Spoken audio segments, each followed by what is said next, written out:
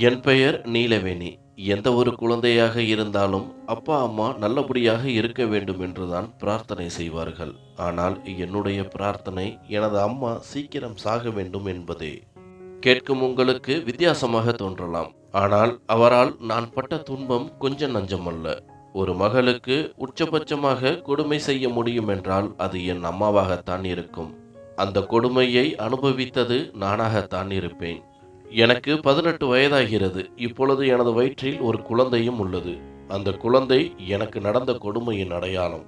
அதற்கு காரணமும் எனது அம்மாதான். இந்த வாழ்க்கை பிடிக்காமல் தற்கொலைக்கு முயன்றுள்ளேன். ஆனால் அதற்குள் அம்மாவால் காப்பாற்றப்பட்டேன்.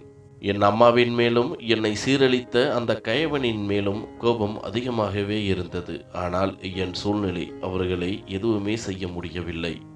என்னுடைய அப்பா உயிரோடு இருக்கும் வரை என் வாழ்க்கையில் எந்த துன்பமும் நிகழ்ந்ததில்லை. சொல்லப்போனால் எனக்கு கிடைத்தது ஒரு அழகான வாழ்க்கை. அப்பாதான் என் மேல் பாசமாக இருப்பார். வேலையிலிருந்து அப்பா வரும்பொழுது சிரித்த முகத்துடன் என்னை அணைத்துக் கொள்வார். அவ்வளவு பாசம் என் மேல். இவ்வளவு அன்பு எந்த ஒரு அப்பாவும் வைத்திருப்பார்களா என தெரியவில்லை. ஆனால் என் அப்பா என் மேல் வைத்திருந்தார். நான் தான் அவரின் இளவரசி. ஆனால் எனது அம்மாவின் குணம் அதற்கு நேரானது. என்னிடமும் சரி, எனது அப்பாவிடமும் சரி, அவர் என்றுமே அன்பாக பேசியது கிடையாது. அவர் அன்பாக இல்லாவிட்டாலும் பரவாயில்லை. ஆனால் சண்டையிடாமல் ஒரு நாளும் இருந்தது கிடையாது. எனது அம்மா மிகவும் அழகாக இருப்பார். என்னுடைய அப்பா ஒரு சாதாரண மனிதர்தான். அதையே காரணம் காட்டி பலமுறை சண்டை வந்ததுண்டு. எவ்வளவு சண்டை வந்தாலும் எனது அப்பா தான் பொறுமையாக கடந்து செல்வார். என் அம்மா என் அப்பாவை வார்த்தைகளால் காயப்படுத்துவார். அப்பொழுதெல்லாம் அவரை பார்க்க பரிதாபமாக இருக்கும். ஆனால் நான் கஷ்டப்படுவேன் என்று சந்தோஷமாக இருப்பதைப் போல காண்பித்துக் கொள்வார்.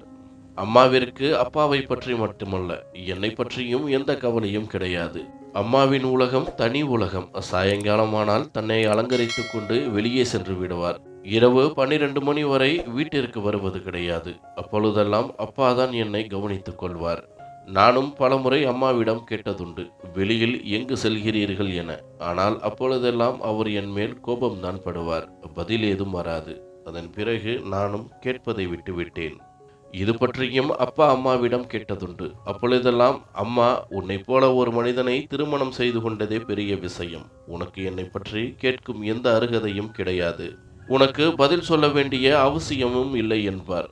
ஒரு கட்டத்தில் அப்பாவும் அவரின் போக்கிலேயே விட்டுவிட்டார். நான் அம்மாவைப் போல அழகாக இருந்தாலும் என் அப்பாவைப் போல குணத்துடன் இருந்தேன். எனக்கு அன்பாக மட்டுமே பேசத் தெரியும். அம்மாவைப் போல கோபப்படுவதும் கிடையாது. யாரையும் மதிக்காமலும் நடந்து கொண்டதில்லை. எனது அப்பாதான் எனது உலகம். அவரை மனதால் காயப்படுத்தும் அம்மாவின் மேல்தான் எனக்கு கோபம் வரும். ஒரு கட்டத்தில் அவரை வெறுக்கவும் ஆரம்பித்தேன். நான் அதிகமாக எதுவும் படிக்கவில்லை. 8வது படிக்கும் பொழுதே அம்மா எனது படிப்பை நிறுத்திவிட்டார். அப்பாவும் எவ்வளவோ சொல்லி பார்த்தார். ஆனால் அம்மா என்னை பள்ளிக்கு அனுப்ப மறுத்துவிட்டார்.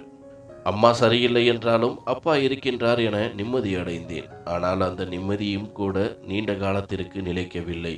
ஒரு நாள் சாலை விபத்தில் எனது அப்பா இறந்து போனார். காலையில்தான் அன்பாக பேசிவிட்டு வேலைக்கு சென்றார். வரும்பொழுது பிணமாகத்தான் வந்தார். அவரின் முகத்தை பார்த்து கதறி அழுது கொண்டிருந்தேன். எனது உலகமே இருண்டு போனதை உணர்ந்தேன். ஆனால் அம்மாவிற்கு அவர் இறந்ததை நினைத்து எந்த கவலையும் இல்லை.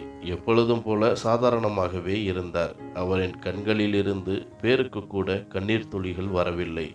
அவரின் மனதிற்குள் தொலைந்தது சனியன் என்றுதான் நினைத்திருப்பார். சந்தோஷம்தான் பட்டிருப்பார். அது எனக்கு நன்றாகவே தெரியும். அப்பாவிற்கு இறுதிச் சடங்கும் நடந்து முடிந்து அவரை வழி அனுப்பி வைத்தேன். அப்பா இறந்ததற்கு ஒரு வார்த்தை கூட எனக்கு அம்மா ஆறுதல் கூறவில்லை. எனது அப்பா சாதாரண மனிதர்தான். ஆனால் குணத்தில் மிகச்சிறந்தவர். அவர் என் அம்மாவின் மேலும் அன்பு நிறையவே வைத்திருந்தார். அம்மா அவரிடம் எவ்வளவுதான் கோபப்பட்டாலும் எனது அப்பா அவரை என்றுமே மரியாதை இல்லாமல் பேசியதே கிடையாது. என் அம்மா அவர் மேல் எவ்வளவு கோபப்பட்டாலும் அவர் அமைதியாகவே நடந்து கொள்வார். எனது அப்பா இறந்தது அம்மாவை எந்த விதத்திலும் பாதிக்கவில்லை. அப்பா இறந்து ஒரு வாரம் கூட முழுமையடையவில்லை. அதற்குள்ளாகவே அம்மா தன்னை நன்றாக அலங்கரித்து கொண்டு வீட்டை விட்டு சென்று விட்டார். வெகு நேரமாகியும் வீடு திரும்பவில்லை. இரவு நேரம் என்பதால் நான் மிகவும் பயத்துடன் கழித்தேன். தனியாக இருந்து தவித்து போனேன். அவர் இப்படி செய்வது புதிதல்ல. இருந்தாலும் அப்பொழுதெல்லாம் என்னை பார்த்து கொள்வதற்கு எனது அப்பா இருந்தார். ஆனால் அவர் இல்லாததை நினைத்து இப்பொழுதுதான் மிகவும் மனமுடைந்து போனேன். அப்பாவின் புகைப்படத்தை பார்த்து அவர் என்னுடன் இருப்பது போல பேசி அழுது கொண்டிருந்தேன். இரவு வெகுநேரம் கழித்து அம்மா வீட்டிற்கு வந்தார். அவரை பார்த்ததும் சற்று பயம் தணிந்தது. அவரிடம், அம்மா, எங்கே சென்று விட்டீர்கள்? இனிமேல் என்னை தனியாக விட்டுச் செல்லாதீர்கள் என்றேன். சிறிது நேரம் என்னை பார்த்து முறைத்து கொண்டு நின்றார். பிறகு என்னிடம், இதை அனைத்தையும் பழகிக்கொள், இனிமேல் நான் இந்த நேரத்திற்குத்தான் வருவேன், தனியாக இருக்க கற்றுக்கொள் என்றார். என் அம்மாவின் மேல் ஏற்கனவே கோபம் இருந்தது. அவர் கூறிய வார்த்தைகளை கேட்டு எனக்கு இன்னும் அதிகமாகியது. எனது அம்மா என்னிடம் ஏன் அப்படி நடந்து கொள்கிறார் என்று இதுவரை தெரியவில்லை. அப்பாவிடம் நடந்து கொண்டதற்கு அவரிடம் அழகில்லை, பணமில்லை என்ற காரணங்கள் இருக்கலாம். ஆனால் பெற்ற மகளிடமே இப்படி நடந்து கொள்கிறார், என்ன பெண்ணாக இருப்பார் என்று கோபம்தான் வரும். அவருக்கு எதை பற்றியும் கவலை இல்லாமல் அறையில் சென்று படுத்துக் கொண்டார். என்னை பற்றி அவருக்கு எந்த அக்கறையும் இல்லை. காலையில் இருந்து சாப்பிடாமல் நான் தான் தவித்து போய் நின்றேன். எனது அப்பா இறந்து சில நாட்கள் தான் ஆகியிருக்கும். அதற்குள்ளாகவே தொலைபேசியில் எனது அம்மா சிரித்து சிரித்து பேசிக் கொண்டிருந்தார். எனக்கும் விபரம் தெரியாமல் இல்லை. அவர் பேசுவதிலிருந்தே தெரிந்தது அது யாரோ ஒரு ஆணாகத்தான் இருக்கும் என்று. அவருக்கு என்னை பற்றி எந்த அக்கறையும் இல்லை என்பது முன்பிலிருந்தே தெரியும். ஆனால் திருமண வயதான என்னை வீட்டில் வைத்துக்கொண்டு இப்படி செய்வதுதான் எனக்கு கவலையாக இருந்தது. ஒரு நாள் அம்மா யார் என்று தெரியாத ஒரு ஆளை வீட்டிற்கு அழைத்து வந்தார். பிறகு தனது அறையில் சென்று இருவரும் பூட்டிக் கொண்டனர். அப்பொழுதே எனக்கு புரிந்து போனது, அம்மா எதனால் வெளியில் செல்கிறார், என்ன செய்து கொண்டிருக்கின்றார் என்று.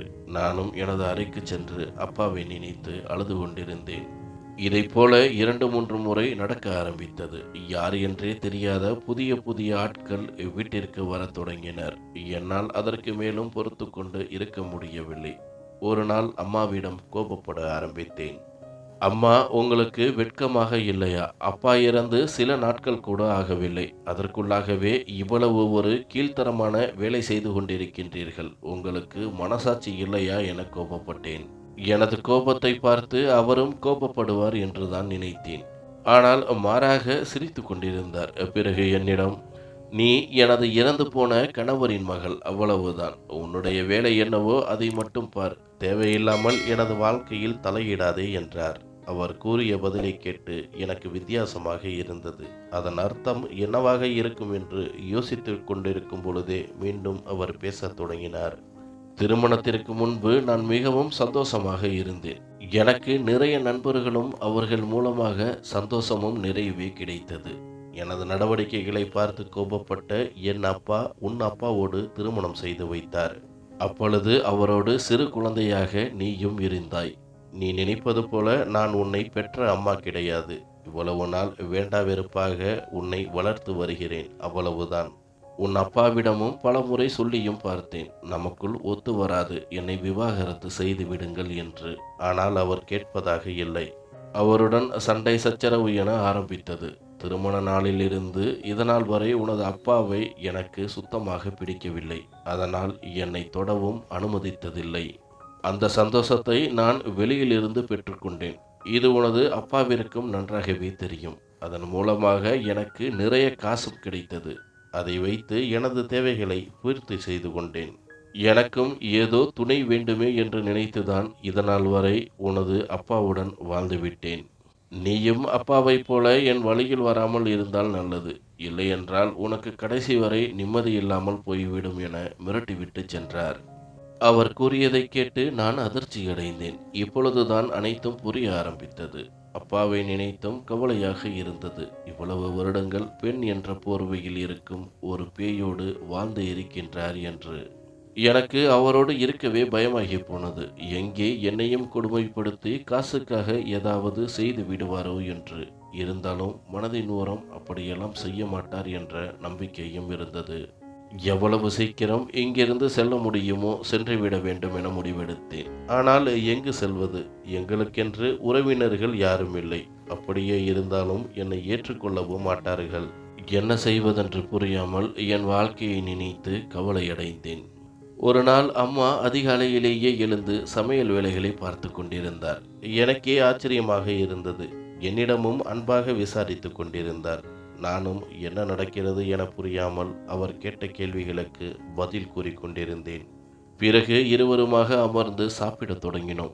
சாப்பிட ஆரம்பித்த சிறிது நேரத்திலேயே எனக்கு ஒரு மாதிரியாக மயக்கம் வர ஆரம்பித்தது. நானும் புரிந்து கொண்டேன், நான் சாப்பிட்டதில் ஏதோ கலந்து உள்ளது என்பதை. சிறிது நேரத்தில் மயக்கத்தில் சரிந்து விழுந்தேன். கண் விழித்து பார்க்க நான் எனது அறையில் படுத்திருந்தேன். என் உடலில் வலி அதிகமாக இருந்தது. அது மட்டுமல்லாது எனது ஆடைகள் அனைத்தும் களையப்பட்டிருந்தது. என்ன நடக்கிறது என புரியாமல் எதிரே பார்க்க அங்கே 35-40 வயது மதிக்கத்தக்க ஒரு ஆள் அமர்ந்திருந்தான். அவன் என்னை பார்த்து சிரித்து கொண்டிருந்தான். எனக்கும் புரிந்து போனது எனக்கு என்ன நடந்தது என்று. கோபத்தில் எழுந்து அவனை அடிப்பதற்கு பாய்ந்தேன். எழுவதற்கு கூட தெம்பு இல்லாமல் மீண்டும் அமர்ந்து விட்டேன். எனது நிலைமையை நினைத்து கதறி அழுது கொண்டிருந்தேன். எனது சத்தத்தை கேட்டு அம்மாவும் அறைக்குள் வந்தாள். என்னை பார்த்து அவளும் சிரித்துக்கொண்டே, பதட்டப்படாமல் இரு, முதல் முறை என்பதால் சற்று உடல் வலி இருக்கத்தான் செய்யும். ஒன்றுமில்லை, நான் சொல்வதை அமைதியாக கேள். இவர் பக்கத்தில் ஒருவர் இருக்கும் பெரிய செல்வந்தர். இவருக்கு வெகு நாட்களாக குழந்தை இல்லை. உன் மூலமாக குழந்தை பெற்றுக்கொள்ள ஆசைப்படுகிறார். அதனால்தான் நான் இப்படி செய்துவிட்டேன். அவரிடம் நிறைய பணமும் வாங்கியுள்ளேன். நீ அதற்கு ஒப்புக்கொண்டால் இருவருமே சந்தோஷமாக இருக்கலாம்.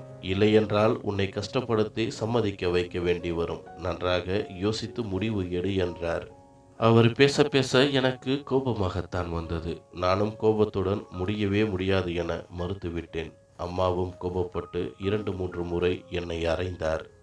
அந்த சம்பவம் அதோடு நிற்கவில்லை. அதன் பிறகு அதைப்போல தொடர்ச்சியாக நடத்தப்பட்டது. நான் நரகத்தை அனுபவிக்க ஆரம்பித்தேன். அம்மாவும் என்னை அறையிலேயே பூட்டி வைத்தாள். எங்கேயும் சென்று விடுவோனோ என தீவிரமாக கண்காணிக்க ஆரம்பித்தாள். உணவு கொடுப்பதற்கு மட்டும் அறை கதவு திறக்கப்படும். நான் தற்கொலை செய்து கொள்வேனோ என நினைத்து அறையில் உள்ள அனைத்து பொருட்களும் இடமாட்டப்பட்டது.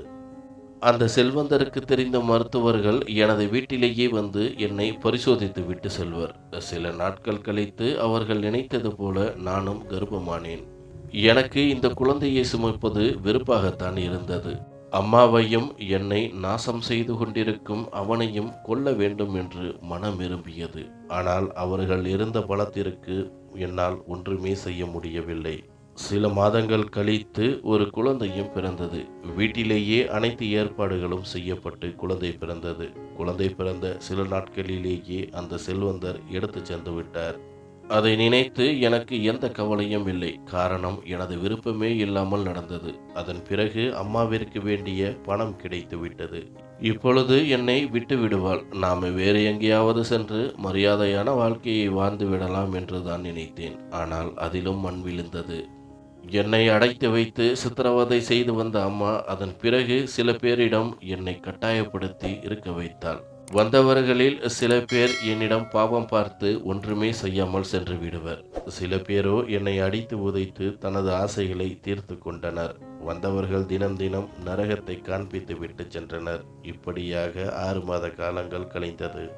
ஒரு நாள் எனது வீட்டிற்கு ஒரு இளைஞன் வந்தான். அவன் என் அம்மாவிடம் பேசிக் கொண்டிருப்பதை கவனித்தேன். அவன் தனக்கு ஒரு குழந்தை உங்களின் மகளின் மூலமாக வேண்டும் என்று பேசிக்கொண்டிருந்தான். அவன் பேசியதை கேட்டு எனக்கு அதிர்ச்சியாக இருந்தது. மீண்டும் அந்த நரக வேதனையை அனுபவிக்க வேண்டுமென கவலையடைந்தேன். எனது அம்மாவும் அவனிடம் நிறைய செலவுகளாகும் என கூறிக்கொண்டிருந்தாள். அதற்கு அவனும் சம்மதித்தான். பிறகு அம்மாவிடம் எனக்கு குழந்தை வேண்டும், ஆனால் அவளை திருமணம் செய்து கொண்டுதான் குழந்தை பெற்றுக்கொள்ள நினைக்கின்றேன் என்றான். இதை கேட்ட அம்மா அதிர்ச்சி அடைந்தார். இப்பொழுதெல்லாம் அவளுக்கு வருமானம் என் மூலமாகத்தான் வருகிறது. அதை அவள் கெடுத்து கொள்ள விரும்பவில்லை. உடனடியாக முடியாது என மறுத்துவிட்டாள். வந்தவனும் அவளிடம் நிறைய பணம் தருவதாக ஆசை வார்த்தைகளை கூறினான். அவளும் என்ன நினைத்தாலோ தெரியவில்லை. பணம் என்று சொன்னவுடன் சிறிது நேரம் யோசித்துவிட்டு சரி என சம்மதித்தாள். எனக்கும் என்ன நடக்கிறது என புரியவில்லை. எதற்காக அவன் என்னை திருமணம் செய்து கொள்ள நினைக்கின்றான் என குழம்பி போனேன். சில நாட்களிலேயே எளிமையான முறையில் திருமணமும் நடந்தது.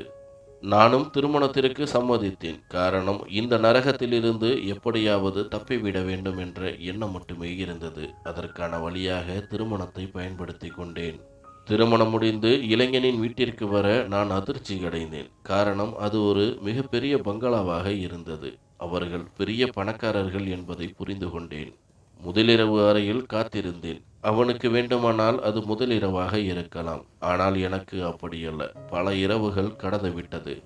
நானும் அமர்ந்து யோசித்துக் கொண்டிருந்தேன். எவ்வளவோ பெண்கள் இருக்கும் பொழுது எதற்காக என்னை திருமணம் செய்து கொண்டார் என்று. பிறகு எப்படியும் குழந்தை பிறந்தவுடன் என்னை விட்டுவிடப் போகிறான் என கவலை அடைந்தேன். சிறிது நேரத்தில் அந்த இளைஞனும் அறைக்குள் வந்தான். என்னிடம் அவன் தன்னை கிஷோர் என்று அறிமுகம் செய்து கொண்டான். அவன் என்னிடம், நான் உங்களிடம் ஒரு உண்மையை கூற வேண்டும் என கூற, நானும் அவனை என்னவாக இருக்கும் என்பது போல பார்க்க, பின்பு அவனாகவே தொடர்ந்தான். உனது அப்பாவை எனக்கு நன்றாக தெரியும். சொல்லப்போனால் உனது அப்பா இறப்பிற்கு காரணமே நான் தான். அந்த விபத்தை ஏற்படுத்தியவனே நான் தான். அவசரத்தில் சென்றதால் கொஞ்சம் வேகமாகவே சென்று விட்டேன். அதனால்தான் உனது அப்பா இறந்து போனார். அந்த சம்பவம் என்னை பல நாட்களாக உறங்க விடவில்லை. விபத்தின் காரணமாக சில மாதங்களுக்கு நானும் மருத்துவமனையில் சிகிச்சை பெற்றேன். பிறகு உங்களின் குடும்பத்தை பற்றி விசாரிக்க ஆரம்பித்தேன். பிறகுதான் உன்னையும் உனது அம்மாவை பற்றியும் தெரிய வந்தது. உண்மை தெரிந்த உடனேயே காவல்துறையிடம் சென்று உன்னை மீட்கலாம் என்றுதான் நினைத்தேன். ஆனால் அதன் மூலம் உனது வாழ்க்கை பாதிக்கப்படும் என்பதை புரிந்து கொண்டேன். அதனால்தான் உன்னை திருமணம் செய்து கொண்டு உன்னை நல்லபடியாக பார்த்து கொள்ள வேண்டும் என நினைத்தேன். எனது முடிவை எனது அம்மாவிடமும் தெரிவிக்க அவரும் சந்தோஷமடைந்தார். நீ நினைத்தது போல செய் என எனக்கு நம்பிக்கையும் தந்தார். அதன் பிறகுதான் உனது அம்மாவிடம் பணத்தை கொடுத்து உன்னை திருமணம் செய்து கொண்டேன். உனது அப்பாவின் இறப்புக்கு காரணம் நான் தான். தயவு செய்து என்னை மன்னித்து விடு. அதற்காக உன்னை பாவப்பட்டு திருமணம் செய்து கொண்டேன் என்று நினைக்க வேண்டாம். உண்மையில் உன்னை மிகவும் பிடித்திருக்கிறது. அது மட்டுமல்லாது எனது அம்மாவிற்கும் உன்னை பிடித்திருக்கிறது. ஒருவேளை என்னை பிடிக்கவில்லை என்றாலும் பரவாயில்லை. நான் செய்த தவறுக்கு உனது அப்பா இருந்திருந்தால் என்ன செய்து இருப்பாரோ அதை போல மீதமிருக்கும் வாழ்க்கையை என்னால் அமைத்து தர முடியும்.